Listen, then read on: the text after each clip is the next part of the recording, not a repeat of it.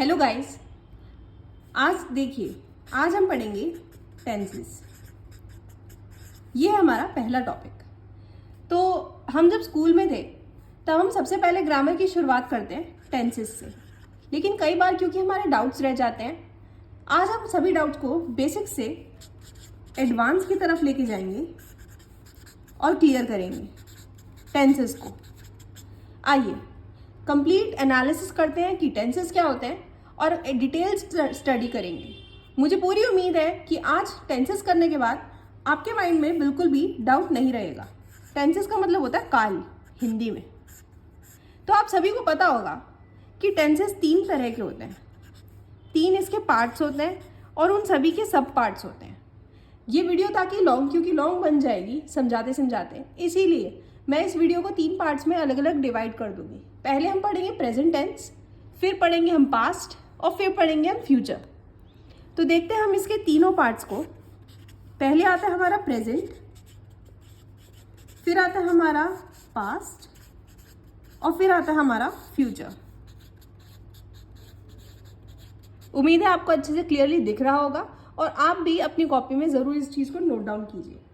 तो आते हैं हम अपने प्रेजेंट टेंस पे।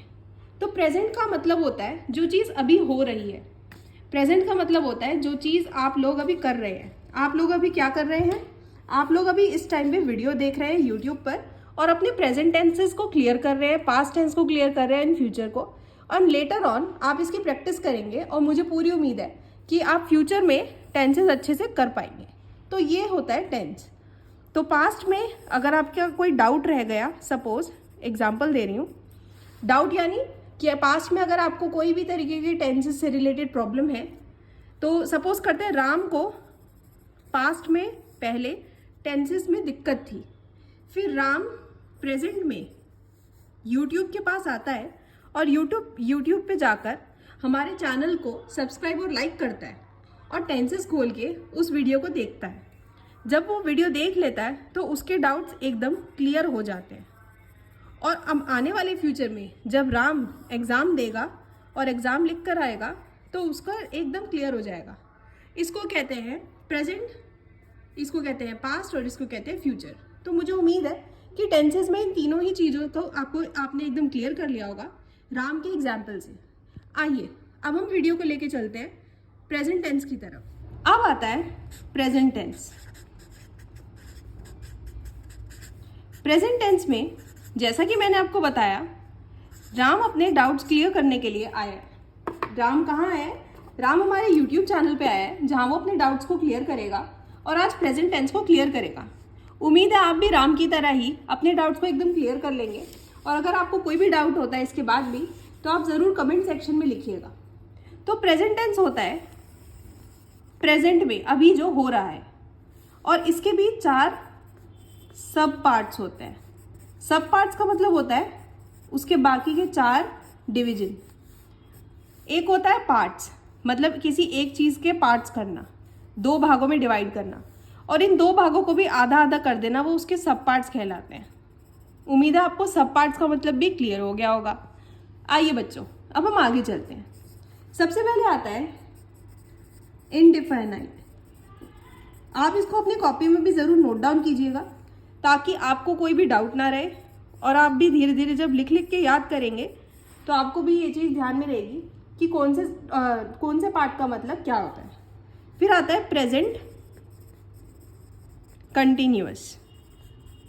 अच्छा, आप इसकी जगह आप लिखिए सिंपल, ठीक है। अब आता है हमारा प्रेजेंट कंटिन्यूअस के बाद प्रेजेंट परफेक्ट टेंस, और इसके बाद आ जाता है हमारा प्रेजेंट परफेक्ट कंटिन्यूअस टेंस।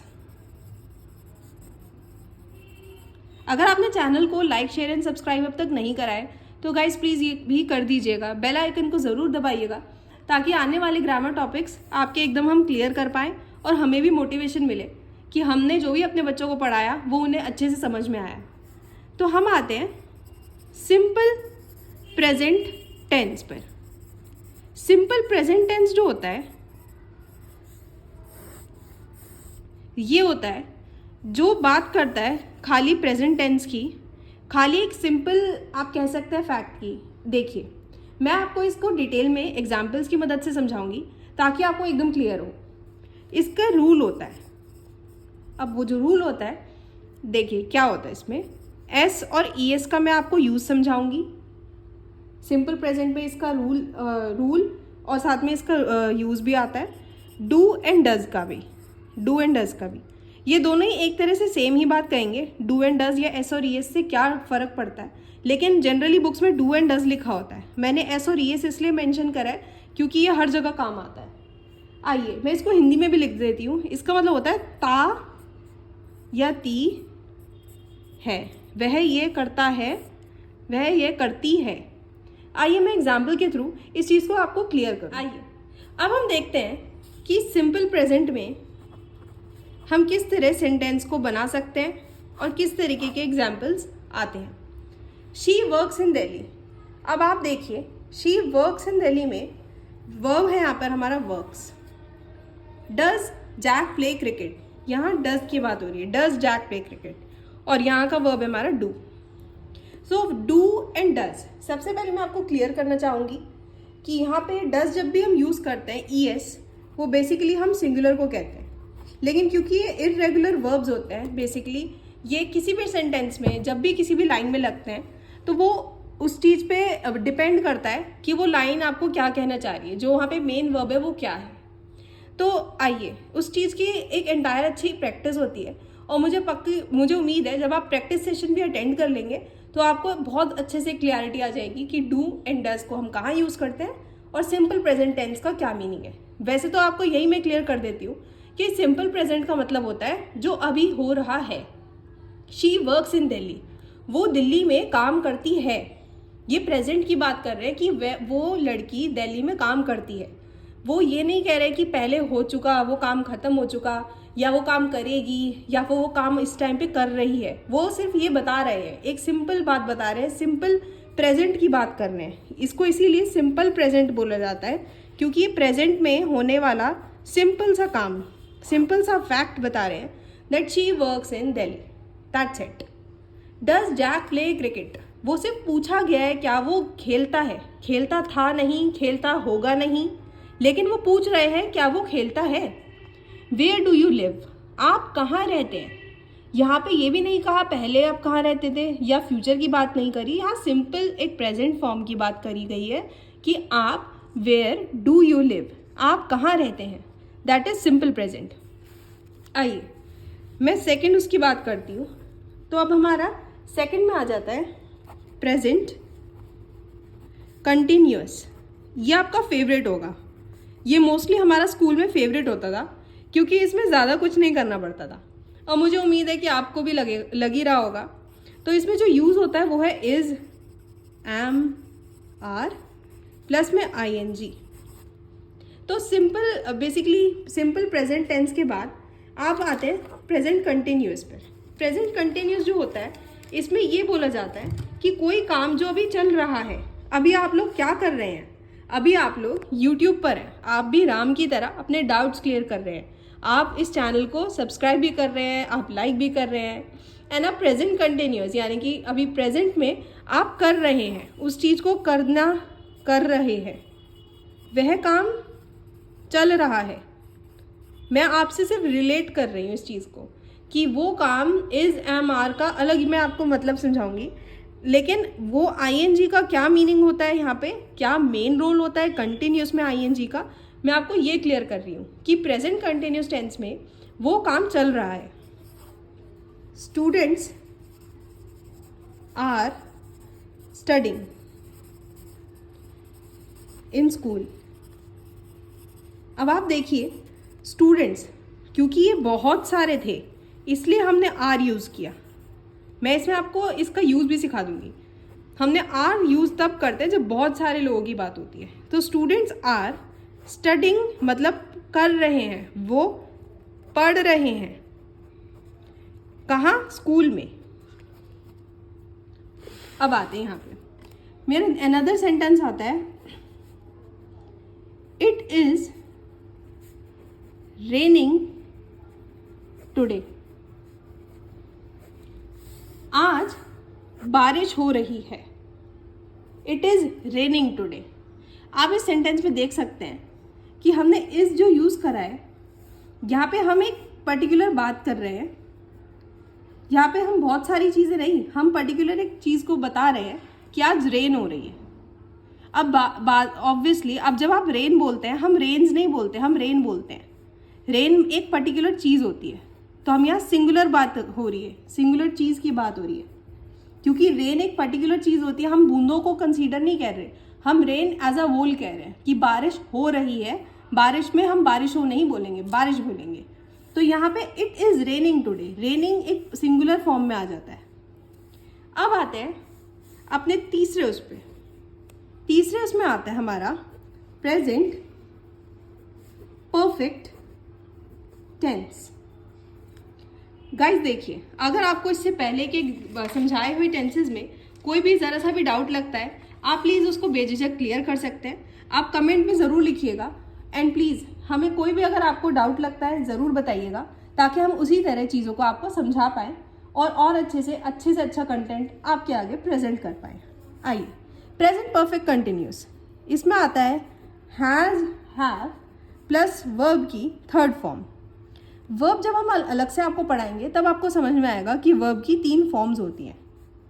आज हम इसमें ये कह रहे हैं कि प्रेजेंट परफेक्ट कंटिन्यूस, इसका मतलब होता है चुका है, वो काम कर चुका है, that is present perfect continuous. हम था नहीं कह रहे हैं, था और चुका है उन दोनों ही चीज़ों में फ़र्क होता है कि वो काम करा था और वो कर चुका है, मतलब at this point of time वो ये काम कर चुका है, हम अभी की बात कर रहे हैं। तो देखिए किस तरह हम एग्जाम्पल के थ्रू इस चीज़ को और अच्छे से क्लियर करेंगे कि हैज़, हैव और वर्ब की थर्ड फॉर्म किस तरह यूज़ होती है।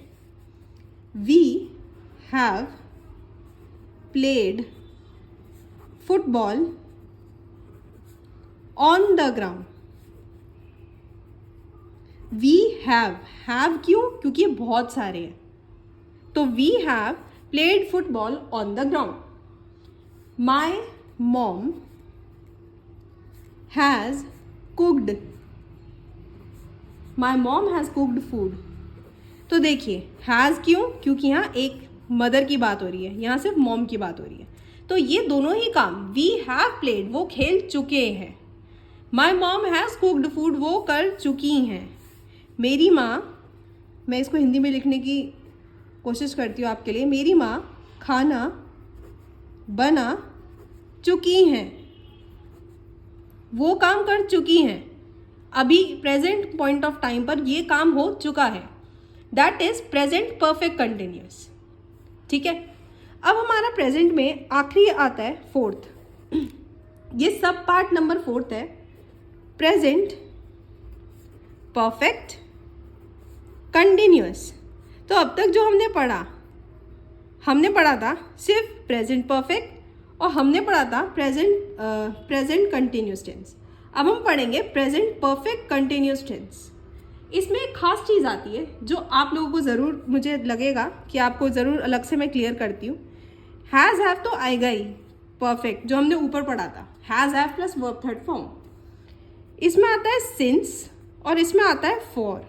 ये मैं आपको अलग से ज़रूर क्लियर करूँगी, सिंस कब यूज़ करते हैं एंड फॉर कब यूज़ करते हैं। ठीक है, क्योंकि ये कंटिन्यूस है तो ज़रूर इसमें हम ING लगाएंगे। ठीक है, और साथ में बीन लगेगा, ये डिफरेंस लेकर आता है। प्रेजेंट परफेक्ट में हमने हैज़, हैव यूज़ किया, प्रेजेंट कंटिन्यूस में ING यूज़ किया, सिंस फॉर ये लगता है यहाँ पे, और बीन भी आता है। तो आइए हम इसको भी क्लियर करते हैं कि प्रेजेंट परफेक्ट कंटिन्यूस में हम कैसे कैसे आगे आगे एग्जाम्पल्स के थ्रू हम क्लियर रख करते हैं कि प्रेजेंट परफेक्ट कंटिन्यूस में हम कैसे कैसे वर्ब्स का यूज़ करते हैं और अपने टेंसेस को फर्दर यूज़ करते हैं। हेलो गाइस, तो देखिए अब हम आते हैं फाइनल एग्जाम्पल्स पे हमारे 4th सब पार्ट के। यहाँ आ जाता है you have been working since 3 years in this company, और मेरा दूसरा आता है Ritu has been laughing for an hour. आप एक चीज़ देखिए, फॉर और सिंस में जो हमने यूज़ किया है क्या डिफरेंस है।